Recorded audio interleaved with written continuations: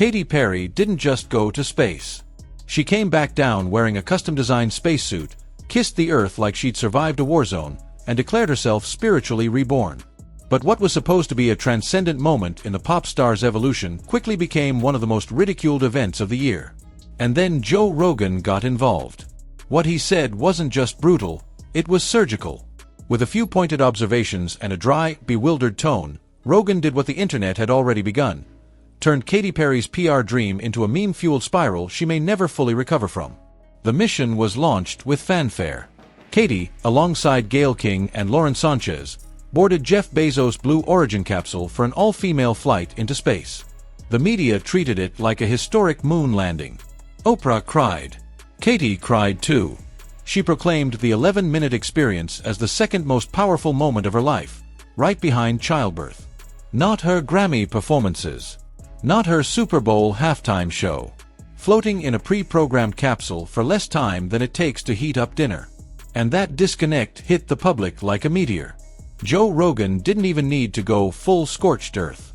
On his podcast, seated across from Tim Dillon, he simply raised the question everyone was thinking: what did they learn? What were the findings? There was no scientific breakthrough, no research conducted. The whole thing looked like a billionaire-funded influencer getaway wrapped in cosmic metaphors and empowerment hashtags.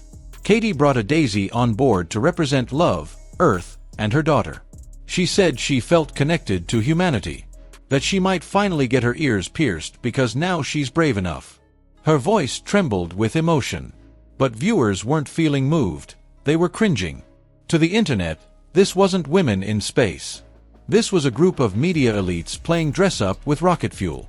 The crew didn't operate the ship. It was remote-controlled from Earth. They didn't even press a button. But when they returned, they declared themselves astronauts. "Please don't call it a ride," Gayle King pleaded. This was a journey. But it wasn't. It was a flight path that had already been flown multiple times. And when the FAA later released a statement clarifying that none of them were officially astronauts, since they hadn't performed any safety-critical tasks, reality came crashing back down harder than their capsule. Katy's social media strategy didn't help. The photos looked staged. The quotes felt rehearsed. She said she was changed forever. That she brought back love for all of us. But when she kissed the Earth in her designer suit and declared, "I will never be the same," it looked less like a pioneering moment and more like a deleted scene from a parody. And the roasting didn't stop at Rogan's mic. Celebrities joined in. Olivia Wilde reposted Katy's dramatic landing with a sarcastic caption comparing it to Apollo 13. Amy Schumer joked she'd been invited last minute and brought snacks, then declared herself an astronaut too. Martha Stewart quietly posted a throwback video of her zero-gravity experience, with no speeches, no hashtags, and no tears. Just a flight, a smile, and a soft landing. And that contrast hit like a rocket. Martha looked elegant. Katy looked like a performance piece. The deeper problem wasn't that they went to space. It was how they sold it. The mission was wrapped in empowerment language, staged to look like a breakthrough for women everywhere. But for most viewers, it didn't feel like feminism. It felt like a luxury vacation masquerading as history. The speeches, the symbolism, the daisy metaphors, it all felt like a press release with zero gravity. People weren't inspired. They were insulted. Critics called it faux feminism. A fantasy. A red carpet launched into orbit. The real women making progress in space, engineers, scientists, astronauts, weren't part of this narrative. Instead, 3 high-profile media personalities floated in a billionaire's high-tech toy and declared themselves pioneers. It didn't feel like history. It felt like cosplay. And the public had had enough. The backlash was swift and savage. Memes flooded timelines. Her quotes were turned into reaction videos. Her Earth kiss was photoshopped into war scenes, alien movies, and faux documentary posters. Even fast food chains joined in. Wendy's tweeted, "Can we send her back?" The sarcasm was everywhere. And while Gayle King doubled down, insisting it was not frivolous but sacred, that only made things worse.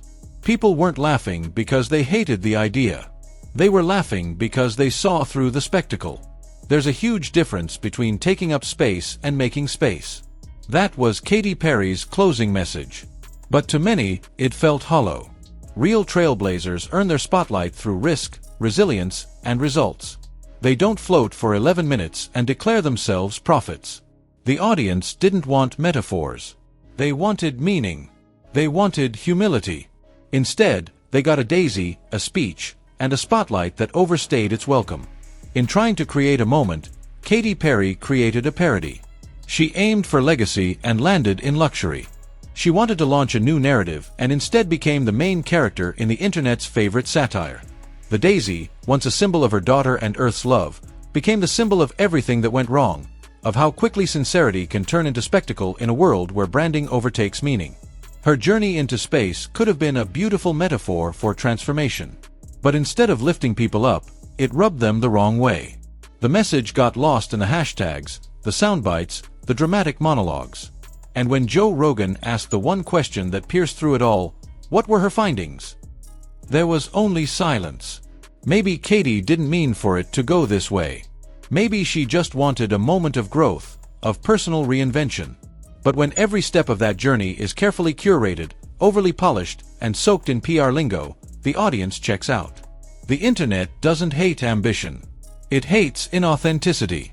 So where does she go from here? That's unclear. But one thing is certain, the narrative she hoped to write is no longer hers. And in a media world that moves faster than a rocket, regaining control of your story is the hardest mission of all. What do you think? Did Katy Perry's spaceflight inspire you, confuse you, or just make you want to revisit classic NASA documentaries instead? Let us know in the comments. And if you want more celebrity meltdowns, media madness, and cultural commentary, hit that like button, subscribe, and turn on notifications. Because in a world where influencers float through space, someone's got to keep their feet on the ground.